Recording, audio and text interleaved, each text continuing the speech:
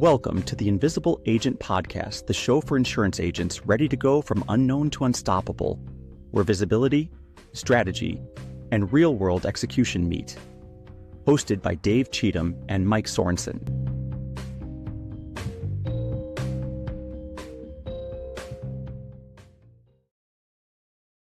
Hello again, and welcome to the Invisible Agent Podcast. My name is Mike Sorensen, and each week we go through different ways to help you go from unknown to unstoppable in your insurance business. And this week, we're going to talk about what we think is one of the number one mistakes new insurance business owners are making when they start out. And this all starts actually from a song I was actually listening to this weekend. It's one of my favorite songs by an artist called Jack Johnson. I was listening this weekend, and this lyric really hit me, and it kind of summarizes a lot where I think new business owners come from when they get in to insurance. And it is, everybody thinks that everybody knows about everybody else, but nobody knows anything about themselves because they're all worried about everybody else. And this just floored me. And why is because we see a lot of brand new agents and insurance businesses get into the space and fall into this trap of comparing, copying, and assuming every other insurance agent they see has this whole thing figured out and just trying to copy everything they do to grow their business when or what they'll do is they'll ask other insurance agents what they're doing, and they'll actually tell them they're getting better results than they actually are in theory.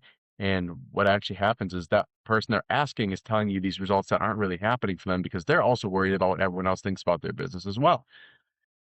So they try to inflate what they're doing to make it seem better than it actually is when they're actually not doing that well. And it just creates this pattern of everyone just worrying about like everybody else when really they should be focusing on themselves and what they do and what they bring to the table instead of worrying about everybody else. Because the moment you understand who you are, and again, what the song says is like, the moment you understand who you are and worry about yourself, like you will get farther and you will do better than trying to, worry about literally everybody else in the space. So this episode, I really wanted to break this down because this is something I every time I talk to an insurance business or someone who new into the space, they ask pretty much the same questions. What's everyone doing to write business or get more clients, or even ones who are in the space or just, and just struggling is like, what's everyone else doing is like the pretty much a very common theme. And it's not about what everyone else is doing. It's more about what you are doing. And that's the biggest, I guess, the biggest unlock for people to start growing is worry about what you're doing. Cause there is an aspect of going out in the space and figuring out what everyone else is doing to kind of get like a temperature, but that shouldn't be your map of like how to get from struggling to successful. It is only taking the temperature to understand where everybody else is at, but not making it your mission to do exactly what they're doing. And I tell you this because I mean I've been in insurance for 6+ years now and was a successful agent. Then I got hired into management of a carrier, and then got promoted within a carrier all the way to a sales director. And you know even myself, there was an element of looking at everybody else, comparing myself. So I'm not going to sit here again on my pedestal and say like, this is what you need to do, because I fell into the same trap of just doing what everyone else was doing to be successful. And, it gets you to a certain point, but doesn't ultimately, I think, get you to where you want to be. And I met Dave, and, I met Dave 2 years ago, and he had this really cool way about him. And it's like really trying to accentuate the differences of individual agents and what their different strengths and different weaknesses are, and understanding them to ultimately create something that is for them. And, I didn't realize this until later in my agent career, before like I started finding different avenues just by embracing myself. And, you know, we started redeveloping our training program at the end of this year, and we started talking about something called embracing you. And he really wanted to be inside of like how we start structuring agents, marketing, how we structure agents to grow their business. And, you know, ignorant of me, I said, why are we adding, this is something I think people just have to develop over time. And it was something we actually wanted to put inside the training program, called a section that we call embracing you. And I said, why are we adding the state? And he said, every everyone's staring at everyone else's business and everyone else's lives, thinking it's absolutely perfect, it's going the way we want, but no one is actually paying attention to themselves or their business, and they're just ignoring their own strengths and their own things they bring to the table. And from the very beginning, that could be actually the number one thing that can make you better in a marketplace is by embracing your own self. So by telling agents to stop imitating others, and by starting to pay attention to what actually moves the needle and what actually you know best in yourself and what you are good at, which is understanding your own story, understanding your own background, understanding your experiences and strengths that you carry that nobody else does. Because that will lead you to avenues that didn't lead John Smith, the agent down the road, or Mike agents down the road, because they had different strengths. They had different things they were good at, and they followed that trail to where they are now. So just because an agent was successful doing it XYZ way doesn't mean XYZ way is the way we have to jam everybody into this system to be successful. It doesn't work like that. If it were that easy, everybody would be successful, but it's not. There are different ways where we can do this to make sure you are. So those elements of your own story, your background, your experiences, your strengths, that creates your business and gives you the path to grow. You just have to be willing to look yourself in the mirror and understand who you are and where you came from and find ways to use that to your advantage. That lesson itself will change your business and the way you view how to grow or even how to develop your messaging to prospects, both from a conversational level and from a marketing level in print or online, social media. So we're going to discuss just a few tips that I think will help you maybe even clarify your messaging, clarify the way you talk to prospects, clarify the way you hold appointments, clarify maybe how you do print marketing or online content to essentially differentiate yourself in a marketplace full of people who are trying to do the same things, buy the same systems, buy the same leads. How to differentiate yourself by actually embracing you. Okay. First one is, don't ignore your background, because it is not baggage. It's actually an advantage. Your experiences are your experience. And that seems fairly obvious, but it's the truth that, I mean, myself, even like when I say that out loud, it's like, duh, but it's something I didn't do at the very beginning. And for me, I still wrote over 220 plus applications in my first year of writing business, but I didn't embrace me. I did it the way everyone else told me to do it. And again, it got me to a pretty successful level, obviously, but did it have to be as hard? I don't think so. What you have done and what you have accomplished should be the leading sword in what makes you different. So you have a unique take and maybe unique frame on how you approach maybe trying to find more clients, or when you work with clients, a unique framework that will actually people will resonate with versus Susie down the road. Because everything that we talk about, of it, maybe even starting with your why, and it's something we work with every agent on, because there will be hard days. There will be days that are great, but in the sales cycle, there'll be more hard days than there will be easy days, at least at the beginning. And the person who has a stronger why will endure a lot harder times than the person without it. So, and your why is something that isn't something that should be something intrinsic. It's something internal. It should be something you share, because that is how we connect as individuals. So Simon Sinek had a great talk. It was a TED talk. It's probably one of the most viral ones ever. And he talked about, and it's again, something fairly obvious. It talked about people don't buy what you have or even how it works. They buy why you do it.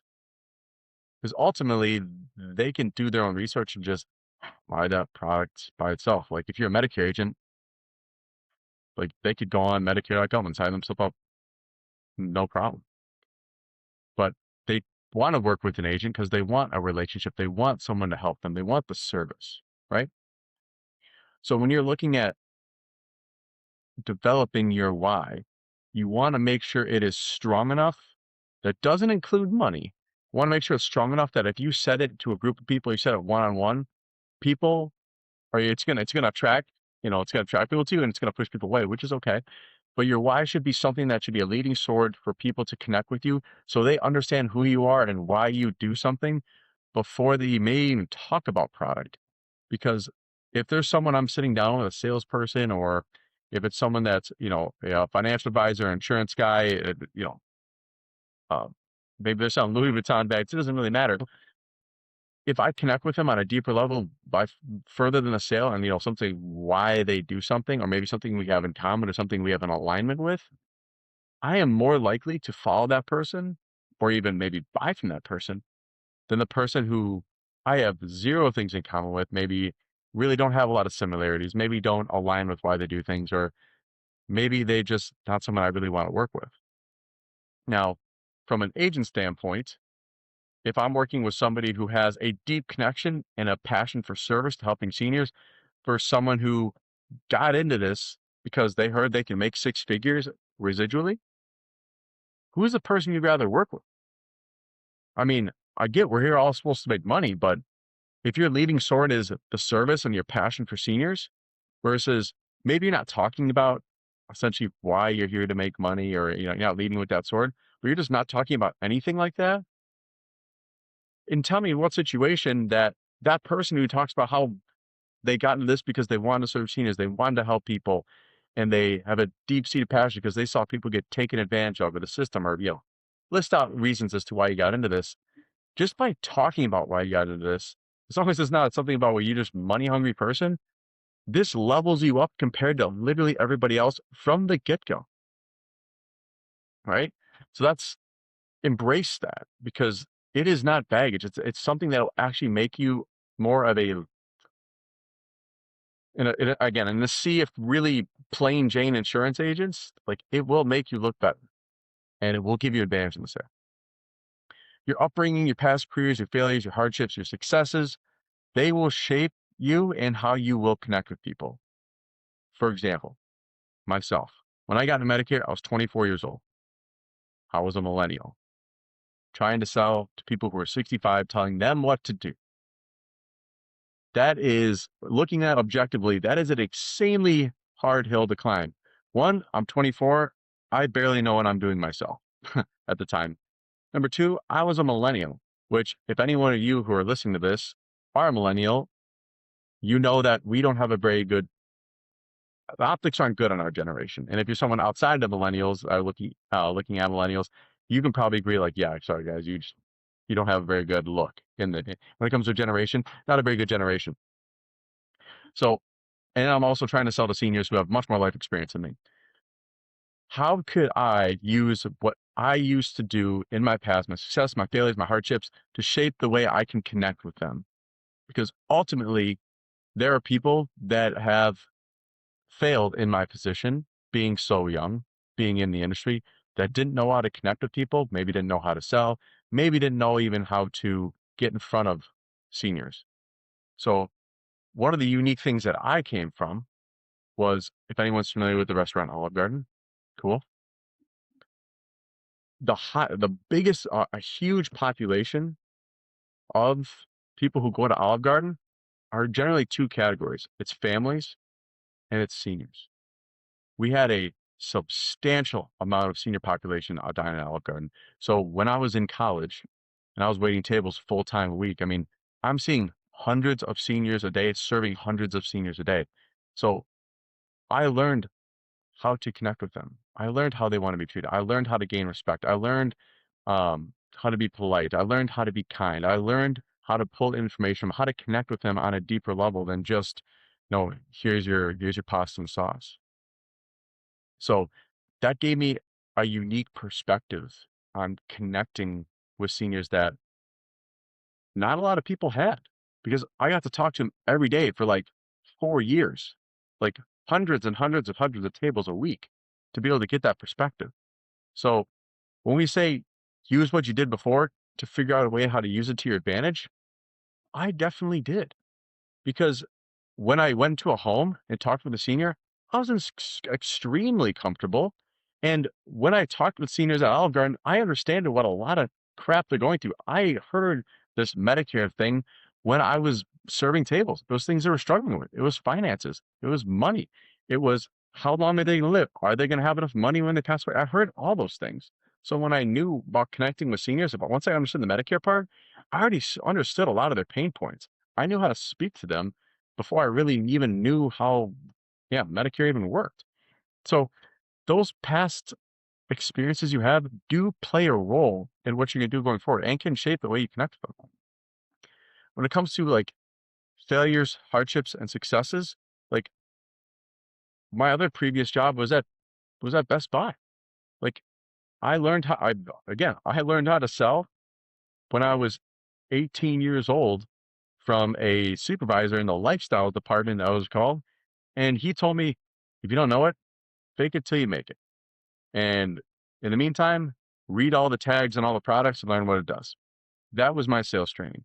And it took me a hell of a lot of repetitions of just talking to people, learning how to connect, learning what not to say, learning what to say, learning what to say at the right time to say it, and how to move and ask for the sale. Like, and through Best Buy at the time, they wanted us to like interact. I was carrying a clipboard with all my sales. Like they wanted us to keep track of all that stuff. So for me, it was all about having a ton of conversations. So for me, I took that experience and added with the Olive Garden experience. Like now I know how to sell and had a lot of repetitions doing it. Now I know how to talk to seniors. It actually created a perfect environment for me to actually be successful in this business. I just didn't know where to find seniors, which that goes into coaching and trying to help people do that. But ignoring your background is like throwing away your brand because everybody has a brand. It's just whether they know it or don't know it. And if you know it, now how do you project that? And there's a lot of different ways you can use this to your advantage. If I'm trying to show you the difference on what makes me me, besides doing it on a one-on-one level, how am I going to use what makes me different to my advantage? Can I do that through my marketing? A lot of agents do not use this to their advantage in their marketing because they're using cookie cutter carrier stuff or they're using lead vendors with our BRC mailers that don't show a unique perspective of you. That's why at FFSG, none of our stuff is ever branded us. It's always branded you. It's always branded the agent. It's always branded their business because we do not want to be your brand. We have our own brand. We don't want to be known to Medicare beneficiaries anymore. We want agents to know who we are. So when we're marketing, we want to market you to seniors and what you makes you different specifically. So inside of marketing is a great way to start using what makes you different. Maybe your why, maybe what area you're in, why it's so important to you. If it could be family attributes, it could be your roots in the community, how long you've been in the community, whatever message you can put together that could differentiate you in a sea of call centers, big agencies, big marketing budgets that connect you to the area you're in. Number two, in presentations. This seems kind of odd, but again, people buy what you do, or people buy why you do something more than what you do or even how you do it. So, in your background of why you got into this business is super important to people actually connecting with you. So presentation is a good way to do it. If I'm an agent again, I'm going to go back to exactly what I did before. Like at some point, they're going to ask a question, why did you get into this business? And you better have a solid scripted answer that just comes off like butter. Because that question, ultimately they're asking you that, they want to know what kind of person you are. Did you get into it for a real passionate reason? Or like what I said very early on was, well, I don't have a college degree. And I did the restaurant business. I went into the car business.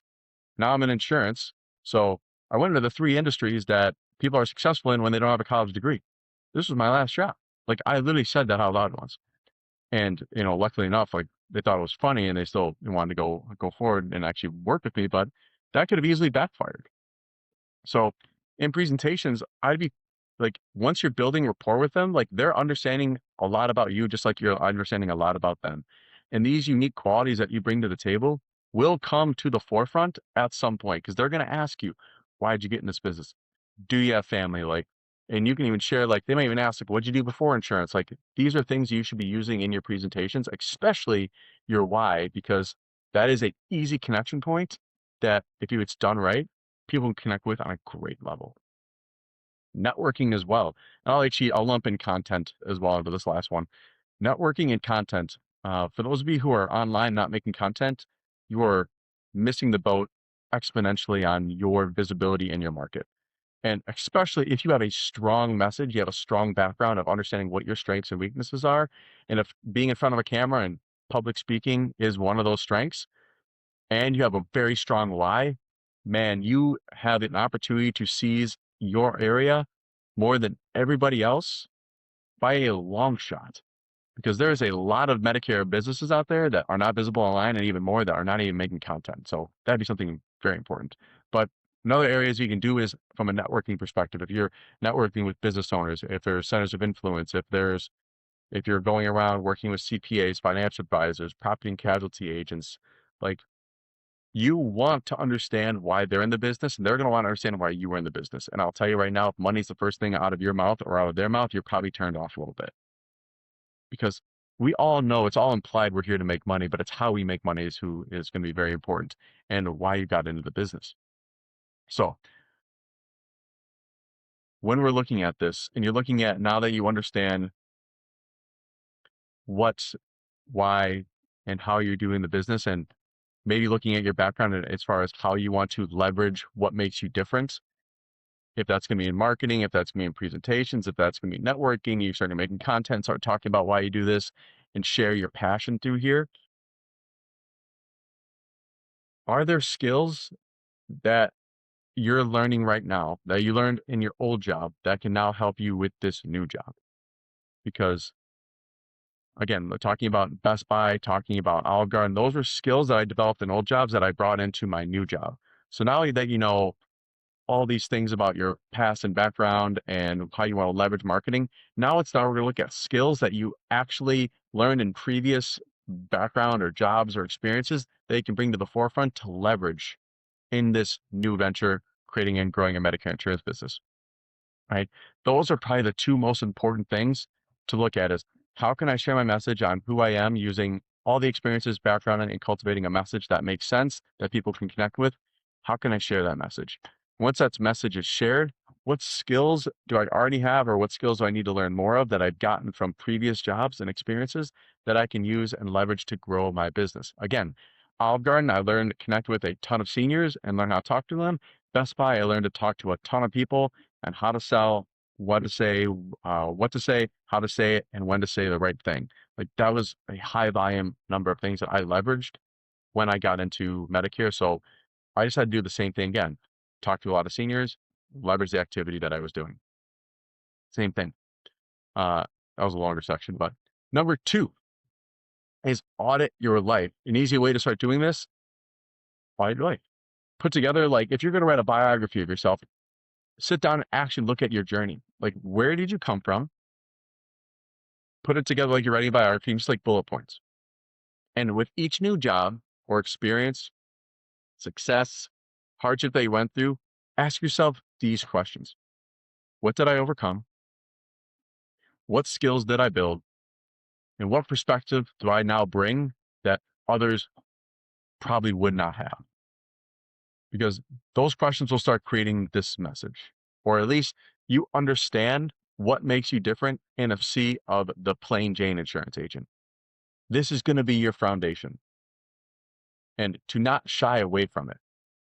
Because ultimately, once we understand the skills that we bring to the table, once we understand our messaging, now we have to find an avenue to be able to get that messaging out there. And that's just, what can you do now, or new avenue you can do that you enjoy?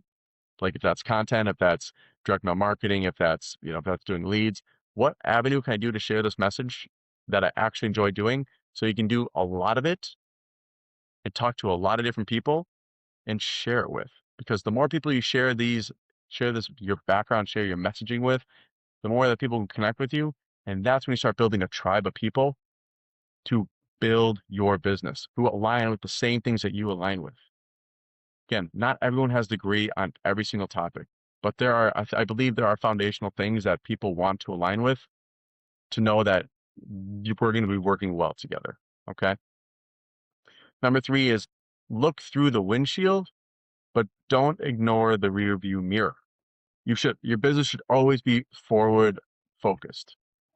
Eye is on the vision and your eyes are on the road ahead, but you can't pretend what happened in the past isn't something that you should take, is something that you shouldn't take into consideration going forward. Because the reason we learn history in elementary school and high school is so we don't repeat the past. So if there's mistakes made in your business, or you're in the process of a struggling business right now and you're trying to grow, there are things you are doing right now that you should not continue doing going forward. So first thing we should always do is, 1, learn what can I do next time that is better, or how can I avoid stopping this from happening again? Or how can I make this, if it's a good thing, how can I make this happen more often? Those things you need to ask yourself, because without doing a kind of a temperature check on things that are not working, we need to evaluate those. We need to learn from it. And then we have to find a way to avoid or stop doing what is ultimately slowing down the business. I think I've talked to a lot of Medicare agents in my past 6 years that understand that maybe what they're doing isn't working, but they have no other option. So they just keep doing it. They just keep growing more and more frustrated. Or have some people who actually learn and just stop doing things altogether. And then there's a small population that actually stop doing what's not working, learn from it, and try to do something better. That is where the real magic comes in, to making sure that if your business is going to be successful, there are things that you're going to run into that are not going to work out. You're going to try something that fails. You're going to try something that is ultimately not going to work. And from that point, we need to make sure you never do that again. And if we do it again, how can we make that better in time? And if we can't make it better, avoid doing it all together. But if it's a good thing, we want to figure out how can we just do more of it? Because if it's working and it's returning, if you give me some ROI, some return on our investment, then how do we continue to do more of it? Okay. Your past, especially the negative parts, can be turned into positive fuel. So when success happens, ask yourself why it happened. It's really funny. They talk about in basketball, like, no one questions when the shot goes in, but everyone questions when you miss the shot. So when the shot goes in, ask yourself why that worked. When you had something successful happen in your business, whether that's you sold your first Medicare Advantage plan, maybe you sold your first double, sold a Medicare Advantage plan and a dental vision plan, maybe you sold maybe you scheduled 3 or 4 appointments in a day calling leads, maybe you went to a seminar and booked 10 appointments at a seminar. Whatever you did inside that vacuum, inside of that thing we're looking at, ask yourself why it went so well. Learn why it went so well, and then continue to implement processes that will foundationally change the way you do business. Because the moment you do something successfully over and over again and ask yourself why it happened, learn from it, and implement systems that can continue to do that, you not only have now created a machine, you are creating a machine that you can also teach other agents to do. Whole nother topic, but just for you. Same thing with failures.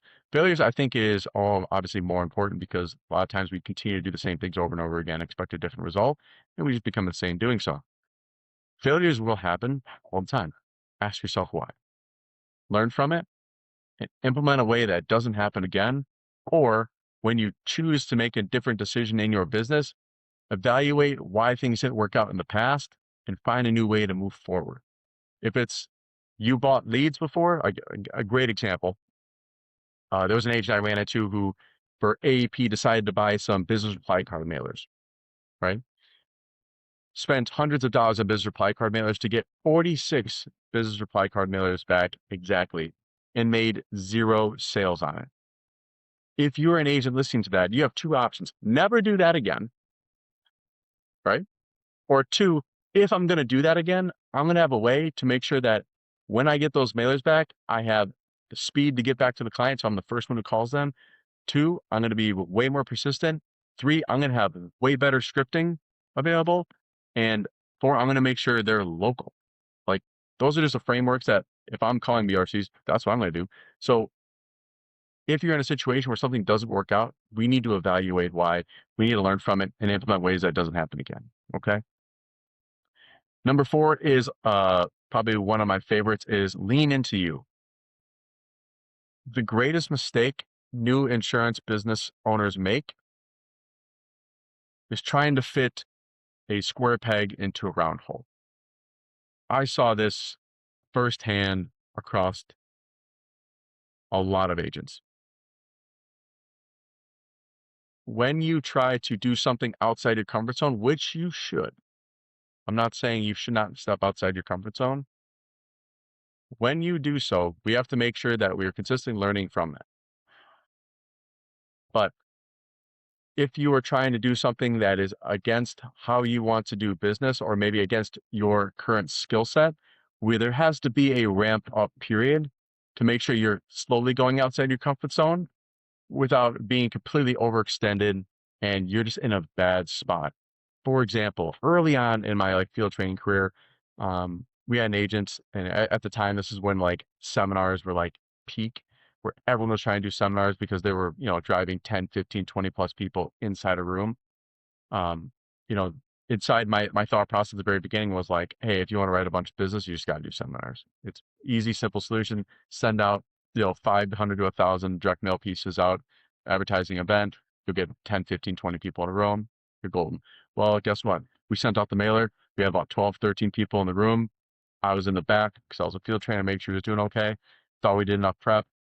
Agent came to the front of the room and froze like a deer in headlights. To this day, this person is still in insurance, but she did not want to do public speaking in that format. She is more of a very small group, if not a one-on-one based agent. So again, that is just a fear of what she had, that she didn't want to do that anymore. Again, there's a whole nother conversation about well, if she developed the skill to do public speaking, yes, that's not something she wanted to do. That's not what she wanted to do. She wanted to do more one-on-one work. So we have to ask ourselves, if I don't know how to do it, am I comfortable learning it? Or if it's something I don't want to do I just not want to do it? Just find another way I want to do business? Because that's ultimately the questions you got to ask yourself. Just same thing with me. When I first got started, it was a lot of calling leads. It was a lot. Did I like doing it? Absolutely not. It was a lot of long days, but it produced me business to the point where I got successful enough where then I moved into seminars. And in my time when I started doing seminars, I then started networking because I had a father-in-law who was very successful in Madison and networking in Madison for 30 years. So he started bringing me to events where I started to meet more people, and I met more financial advisors. I met CPAs, and I met a lot of people that, I just connected with. And then I got really good at networking and talking to people. So it kind of led me to new avenues, new skill sets, and where the point where I didn't have to call leads as much. So I didn't want to do business calling leads again. If I went back to being an insurance agent again, I wouldn't call leads anymore. That was a necessary evil at the beginning. I developed that skill. I got it.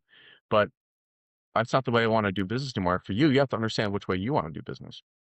You have to understand your strengths. What do you actually enjoy doing? Because I guarantee you, you will market consistently a lot longer, or you'll do a certain thing a lot longer if you actually enjoy doing it.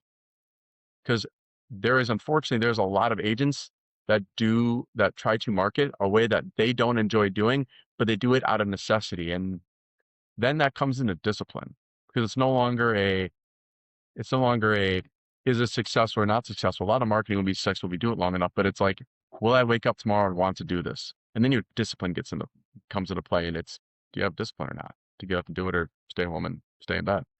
But if you enjoy doing it, it's not, do I have to get up and do it? It's, I get to go do this. Big, big difference. Your story. How did you get here?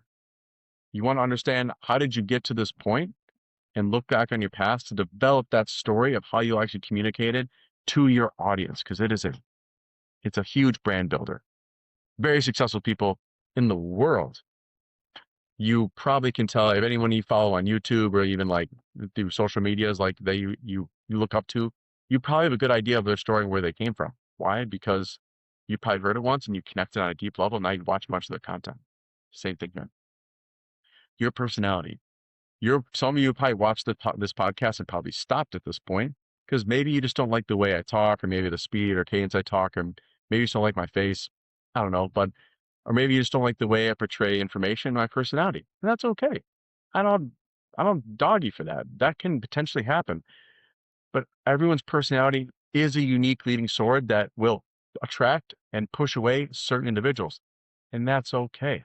Because the people who do listen to this and actually do find this valuable and like the way I project information and talk, maybe like the way my face looks, whatever, they will enjoy this content a lot longer. And for me, I'll be more successful because I'm pushing away people that don't really necessarily like the way I do work and attract people who do, which is good for us. And for you, it's the same thing. If your personality will jive with people and it won't jive with some people, and that's okay. You don't have to make every single client you sit down with your client. It is okay to fire people at certain levels, even at the beginning. And there's certain people you just, hey, I don't think we're a good fit. And that's okay to admit and okay to actually tell people. You don't need everybody because ultimately it'll slow down your business if you try to bring on everybody because it'll start clashing. And then your experiences, how it actually shaped you, because there are definitely people who've gone through some bad situations that shape the way they do business a lot different than the way I do. I didn't come from a really bad situation. I grew up in a nice way, in a nice, relatively comfortable type environment. You know, I had both my parents still married. Like those are, and I, went to public school, went to college. Like that is my own story and my own experiences that I can kind of speak to. But for people who've been in worse situations or maybe even better situations, use those things to your advantage. Make it part of your story and how it shaped you and why you do what you do today. Because I guarantee you that'll resonate a lot more with people than you would expect. Your authenticity builds far more trust than any really prepared script, any pitch, or any strategy ever will. Because the moment people understand you, understand your brand, understand your story, understand your why, you will connect with people a lot easier than not telling anybody about you and try and do it only through other marketing channels that are just generic, basic type marketing channels. You'll have a lot harder time growing your business if you just try to put yourself in this cookie cutter mold. And not to say you're not going to be successful. I'm saying it's going to be harder. I speak from experience when I tell you that. Because again, I wrote a lot of business in my first 2 years in business. And from a outside looking in, I was a successful agent, but it doesn't mean it was easier. It was significantly harder because the way I did business. If I knew what I knew now, I would definitely have changed the way I did this. I still would have to do a lot of activity and do what I did, but there were elements that I would have shaped differently about how I talked to prospects, how I did presentations, maybe how I would do content or network. There would definitely be different conversations that I would tweak that maybe would gel with people more or push away the people that ultimately became very big time sucks in my business. Ultimately, the way people will begin to see if you are who you portray yourself to be. So be you. Because if you try to be anything else, your chances of success far diminish than if you actually be you and embrace the things that make you different and unique. Because tell me, when you're looking at very successful people, we can talk about athletes, we can talk about entrepreneurs, we can talk about maybe successful educators over our time. Every single one of them, they don't all have the same story. They don't all have the same perspective. They don't all have even the same skills, the same attributes. They all seem to be different. Why? Because they use that as their leading sword when developing their brand, when developing their company, developing their identity. No one becomes super successful because they blend into the rest of people. It's because they stand out. Sometimes, and mostly in a good way, There are people that do it in a negative way, in a controversial way to kind of get their name out there, and not say that's good or bad or wrong. It's just another way of doing it. So for you, the more you can lead with how much different you are than the rest of everybody, it will not lose you sales. It'll actually gain more sales and actually gain a tribe of people that identify with the way you see the world. Because the way you see the world is significantly different than the person right next to you. The way that even in my own family, I see the world significantly different than in my own family. And we grew up in the same household for years. We're taken care of, we're nurtured the same way, we're taught the same information from the same people, went to the same schools, had the same teachers, yet I see the world very differently. So for you who is listening to this episode right now, or you're watching this in some way, when we talk about understanding who you are, where you came from, and those experiences, and creating a message that you can share with the world, that is the most important thing you can do. And then figuring out the skills necessary to be able to document that and push it out into the world, whether that's through public speaking, whether that's through networking, whether that's through traditional marketing methods, whether that's through content making, whether that's through one-on-one conversations, developing that framework so you can push that message out there. Because I'll tell you, people knowing you and understanding you is the biggest advantage you have, and it's the highest likelihood that you will be successful. Again, I hope these last couple of podcasts have been showing you the way to go from unknown to unstoppable, and really how to do it in these baby step type way. You're not going to do it from one episode. You're not going to do it from even one idea here. It's a cultivation of learning, implementing, and repeating that process using the information we're giving you. We're growing this whole channel organically. We are not doing any paid advertising. Maybe we'll throw it up on social media or something like that. But this podcast will grow if you share the information with another business owner, Medicare agent, insurance agent, if you found it valuable. And if you didn't, well, then you don't have to listen anymore. But keep following, keep listening, keep sharing, so you can learn how to take your business from unknown to unstoppable. Thank you again for listening, and we'll see you on the next one. We do not do any paid marketing to promote this podcast. It only grows if you find value in this and share it. Keep following as we show insurance business owners how to go from unknown to unstoppable. Thank you for listening, and we will see you next week.